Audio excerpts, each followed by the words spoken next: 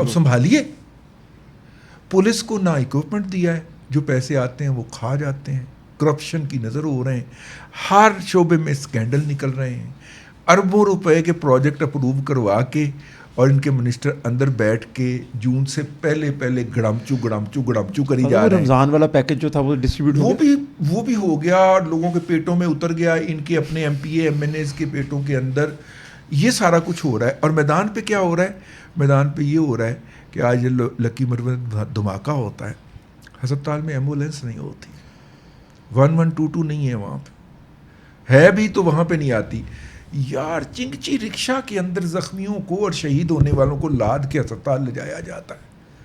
کتنے دکھ کی بات ہے یار, آنکھوں میں آنسو آ جاتے ہیں ان کی بے بسی کے اوپر.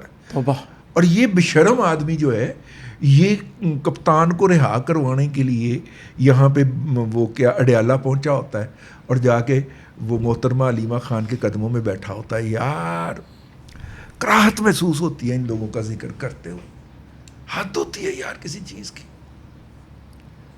اور وہی رٹے رٹائے فکرے, بند کمروں کے اندر بنانے والی پولیسیاں. ماما اینٹی ٹیررسٹ ایکٹیویٹی جو ہے وہ قصہ خانی بازار میں بیٹھ کے بنائی جائے گی, بالکل ٹھیک بات ہے صاحب, پارلیمنٹ میں بنے گی نا, یا صوبائی اسمبلی میں بنے گی, یا آئی جی کے آفس میں بیٹھیں گے, یا چیف سیکرٹری کے دفتر میں بیٹھ کے بنائیں گے, یا چیف منسٹر کے کمرے میں بیٹھ کے بنائیں گے.